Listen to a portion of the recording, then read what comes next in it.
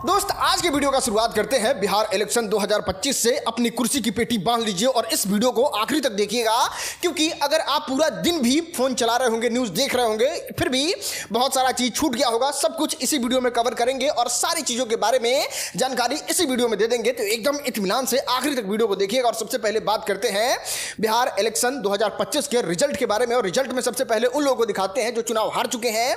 और हारने में सबसे पहले नाम आता है भोजपुरी सुपरस्टार खेसारी लाल यादव का। छपरा से चुनाव लड़ रहे थे, बहुत ज्यादा ओवर कॉन्फिडेंस में थे, लेकिन अब जहां काउंटिंग हो रहा था वहां से निकल के चले गए हैं। जनता को दोष नहीं देते हैं, अपना कहते हैं जनता बहुत अच्छी है, होगा कोई दिक्कत जिसकी वजह से हारे हैं। बात करें अगले हारने वाले इंसान के बारे में तो वो है भोजपुरी सुपरस्टार रितेश पांडे।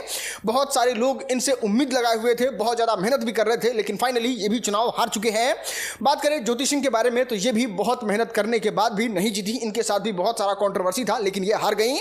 बात करें तेज प्रताप यादव के बारे में, महुआ से ये चुनाव लड़ रहे थे, इनका भी हार बहुत बुरी तरीके से हुआ है। और तेजस्वी यादव के बारे में बात करें तो ये एक समय तो बहुत पीछे चल रहे थे, लेकिन आखिरी में बाजी पलटता है और जनता भरोसा दिखाती है, तेजस्वी यादव वहां से चुनाव जीत जाते हैं। दोस्त, इन लोगों के हारने के बावजूद भी जिस तरीके से भारतीय जनता पार्टी चुनाव लड़ी है बिहार में, वो सच में बहुत ज्यादा शॉकिंग है। और ये प्रचंड बहुमत के साथ बिहार में चुनाव लड़के जीते हैं। और इस जीतने में इनके साथ जो फेमस प्रत्याशी जीते हैं उनके बारे में बता देते हैं। सबसे पहले अनंत कुमार सिंह बहुत ज्यादा ओवर कॉन्फिडेंस में थे, मिठाई सब बनवा दिए थे, वो चुनाव जीत चुके हैं। बात करें मैथिली ठाकुर के बारे में तो ये भी चुनाव जीत चुके हैं, बहुत अच्छे तरीके से जीती है चुनाव।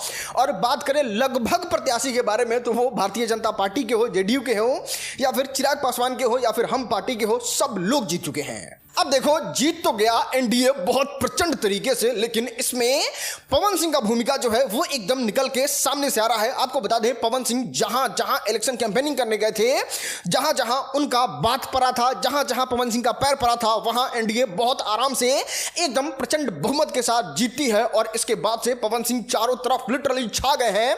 और ऐसा मानना है कि पवन सिंह ने बहुत बड़ा फैक्टर ऐड किया, जिसके वजह से बिहार में इतनी प्रचंड जीत हुई है। आपको बता दें, जब लोकसभा का चुनाव हुआ था, पवन सिंह निर्दलीय लड़ रहे थे, तो आसपास के पूरे क्षेत्र के लोगों को जो एनडीए में खड़ा हुए थे उन सब लोगों को हरवा दिए थे। लेकिन अब पवन सिंह इस तरीके से चुनाव कैंपेनिंग करके जब जितवाए हैं तो लोगों को लग रहा है कि नहीं, पवन सिंह का इसमें बहुत बड़ा योगदान था। बाकी सर, हम अगर बात करें मनीष कश्यप के बारे में तो ये बेचारे हार गए हैं। बड़ा मेहनत किए थे, बड़ा संघर्ष किए थे, लेकिन इनका हार हुआ है। और ये हार हम इस छोटे से टाइम फ्रेम में डिस्क्राइब नहीं कर सकते, इसलिए RSM मिनी पे अपलोड कर दिया है, जाओ देखो, आनंद लो, मजा आ जाएगा। सर बहुत मेहनत से वीडियो बनाया, एकदम रिसर्च चाप के। चलो आगे बढ़ते और बात करते हैं रवीश कुमार के बारे में, जिनको अब इंटरनेट पे बहुत बुरी तरीके से ट्रोल किया जा रहा है। और बिहार के लोग तो अब लेवल ही पार कर चुके हैं। आपने देखा होगा इस चुनाव कैंपेनिंग में जितना भी रवीश कुमार वीडियो बना रहे थे, टाइप ऑफ बायस्ड लग रहा था। वो मोदी की गलतियां, एनडीए की गलती बता रहे थे और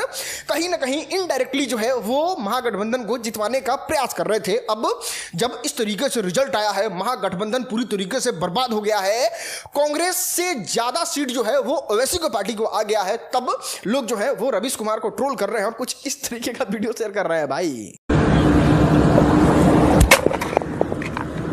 और ये मैं इसलिए तोड़ रहा हूं कि मैं 3 साल से लगातार काम कर रहा हूं और इसके बाद लोग हमें कोऑपरेट नहीं कर रहे हैं, लोग हमें जो सपोर्ट नहीं कर रहे हैं, तो क्या ही ये सब काम करना।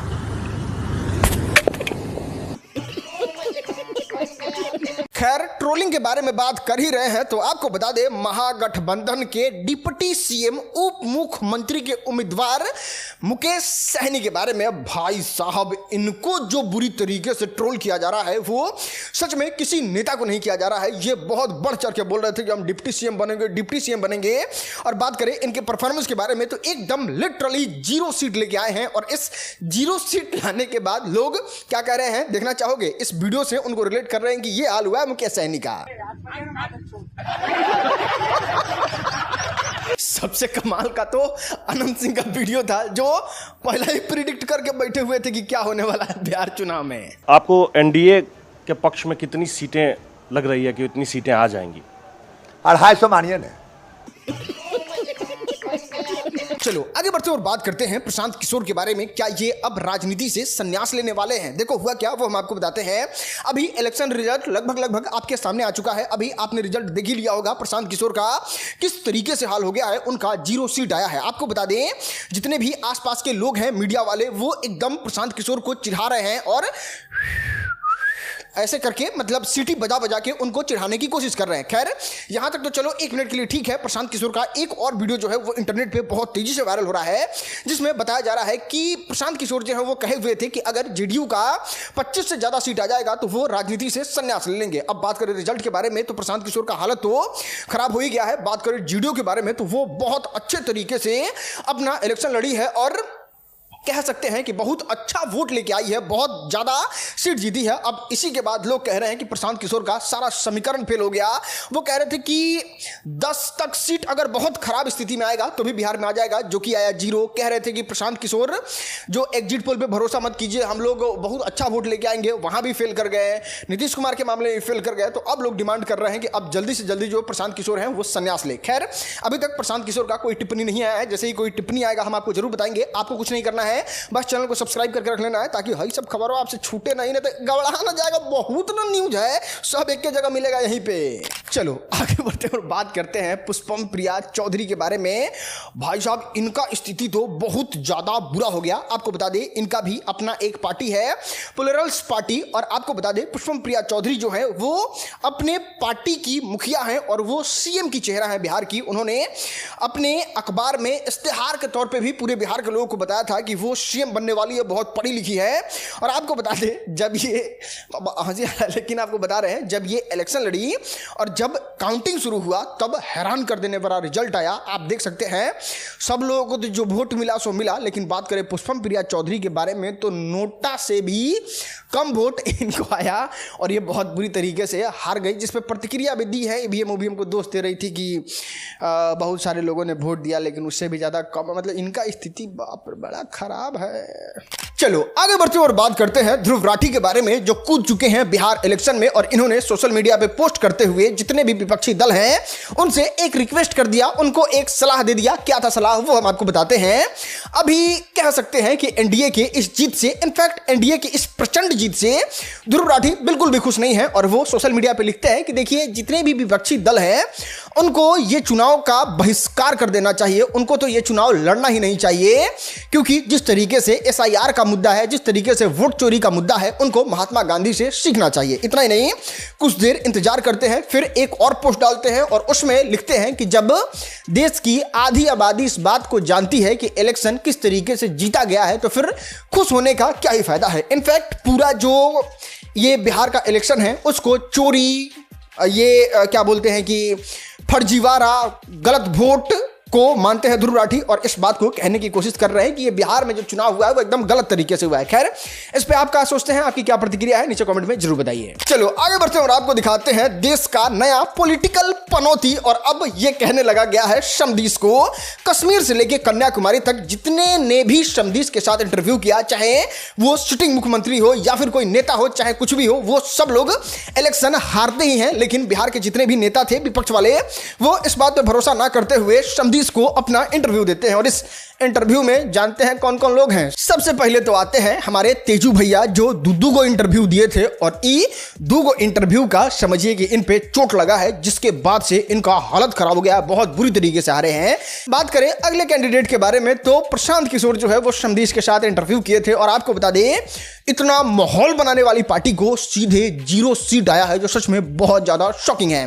बात करें तीसरे नंबर के बारे में तो अभी तो तेजस्वी यादव जीत चुके हैं, लेकिन आपको बता दें बहुत बुरा स्थिति हो गया था इनका और लगातार पीछे चल रहे थे। हर जगह न्यूज में तो चलने लगा था कि तेजस्वी यादव हार गए, लेकिन बाजी पलटता है और यहां पे जो है वो तेजस्वी यादव जीत जाते हैं। लेकिन सच में समदीस का पॉलिटिकल इंटरव्यू वाला ट्रैक रिकॉर्ड जो है वो सच में बहुत खराब, बहुत गंदा है। चलो आगे बढ़ते हैं और बात करते हैं न्यूज पिंच वाले अभिनव पांडे के बारे में, जो बहुत बुरी तरीके से, लिटरली बहुत बुरी तरीके से एक्सपोज हो गए। अभी आप इनको तो जानते ही होंगे, नया अपना न्यूज पिंच शुरू किए हैं ललन टॉप छोड़ने के बाद, और इनके पास संसाधन बहुत कम है। तो ये बैठे हुए थे और इनको बिल्कुल भी आइडिया नहीं था कि वो शो जो है वो एयर हो रहा है, मतलब वो स्ट्रीम हो रहा है और उसमें वो ऑफ कैमरा वाली बात करने लगते हैं और वो बात करने में रूबिका, लियाकत, चित्रा त्रिपाठी जैसे लोगों के लिए बहुत अपमानजनक शब्द का प्रयोग करते हैं, उनकी मां बहन को गंदी गंदी गाली देते हैं, न्यूज चैनल के बारे में कहते हैं कि ये तो सिर्फ बकवास करते हैं, ये तो बस हिंदू मुस्लिम करते हैं। इन लोगों का तो चलिए टाइम है, हमारा दौर आएगा और हम तहलका मचा देंगे। और ये वीडियो इंटरनेट पे एकदम आग की तरह वायरल हो जाता है। वायरल वीडियो के बाद अभिनव पांडे जो है वो आके सफाई देते हैं और कहते हैं कि आजकल के एआई के ज़माने में हम झूठ बोल के इस बात को बता सकते थे कि हाँ ये झूठ है, ये हम नहीं बोल रहे हैं, लेकिन ऐसा मैं बिल्कुल नहीं कहूँगा। वो ऑफ कैमरा की बात थी, जो हम बोल रहे थे जो गलत है, इसके लिए मैं मतलब माफ़ी मांग के अपना चुपचाप आराम से निकल जाते हैं। चलो आगे बढ़ते हैं और आपको दिखाते हैं एनडीए के स्टार प्रचारक को, जो एनडीए के इस तरीके से प्रचंड बहुमत के बाद वो अपना प्रतिक्रिया दिए। सबसे पहले बात करें रवि किशन के बारे में, तो ये अपने अंदाज में जो बोलते हैं वो आपको सुनना चाहिए। अद्भुत रिजल्ट है, अद्भुतम रिजल्ट है, अद्भुतास रिजल्ट। अपने विकास खातिर, अपने अस्मिता के सम्मान खातिर, जंगल राज के हमेशा पाताल में भेज देवे खातिर ही वोटिंग भइल बाटे। जितना धन्यवाद दे उतना कम बाटे, जितना धन्यवाद दे उतना कम बाटे। दिल खुश कर दिया आपने। वो सारी सभाएं। बात करें भारत के इतिहास में सबसे कम उम्र में बनी विधायक मैथिली ठाकुर के बारे में, वो आके एनडीए की जीत की बधाई तो देती है। नीतीश कुमार के बारे में कुछ ऐसा कहती है। राजा जी एक करे तरहल बाजरूरत मुहूर्त खूबसूरत हो। बात करें मनोज तिवारी के बारे में, तो ये भी बहुत ज्यादा खुश रहते हैं, दिन भर न्यूज पे आके अपनी प्रतिक्रिया तो देते ही हैं, जिसका स्क्रीनशॉट लगा देते हैं, वीडियो नहीं लगाते हैं।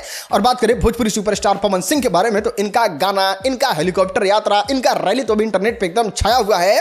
बात करें इनके प्रतिक्रिया के बारे में, तो ये पहले तो ये वाला फोटो शेयर करते हैं जिसमें पवन सिंह खुद है, मोदी जी है, नीतीश कुमार है, और ऊपर कैप्शन लिखते हैं, बिहार की जनता को कोटि कोटि धन्यवाद, बिहार की जन जन का हृदय से आभार। चलो आगे बढ़ते और बात करते हैं विपिन मुखिया के बारे में। हाँ पता है आप लोग, हम भी सब लोग इनको तो भूल ही गए थे कि इनका इलेक्शन का रिजल्ट क्या रहा, इनको लोग कवर भी नहीं कर रहे थे। लेकिन आपको बता दें, महनार विधानसभा से ये निर्दलीय प्रत्याशी के तौर पे चुनाव लड़ने के लिए उतरे हुए थे और ये हार जाते हैं। और हारते ऐसे वैसे नहीं है, बहुत बुरी तरीके से हार जाते हैं। 4-5 नंबर पर रहते हैं, इनको मात्र 6000 वोट मिला रहता है। और इसके बाद वो अपनी प्रतिक्रिया भी देते हैं और अपने हार को स्वीकार करते हुए क्या कहते हैं आप खुद सुन लो। इसमें हम चुनाव हार चुके हैं, पर हमने हिम्मत नहीं हारा है, हमारे हौसले नहीं टूटे हैं। क्योंकि जब मैं चुनाव लड़ रहा था तो शुरू से मैं एक ही बात कह रहा था कि समाज की खरीद बिक्री नहीं होगी। ये लोकतंत्र है और लोकतंत्र को मजबूत बनाए रखने के लिए हमें निस्वार्थ निष्पक्ष होकर चुनाव लड़ना होगा और साफ सुथरे तरीके से हमने चुनाव को लड़ा। और हमारे तमाम साथियों ने हमारा जो सहयोग किया, बिना 1 रुपया किसी से लिए हुए, बिना किसी को दिए हुए, अपने घर से निकलकर अपना खाना खाकर हमारा सहयोग किए। और कहीं ना कहीं मुझे लगता है कि अब हम तीसरे या चौथे नंबर पर आएंगे, चौथा मान के ही चलिए। चलो दोस्त आगे बढ़ते हैं और आपको दिखाते हैं आज का वायरल वीडियो। वाह क्या सीन है।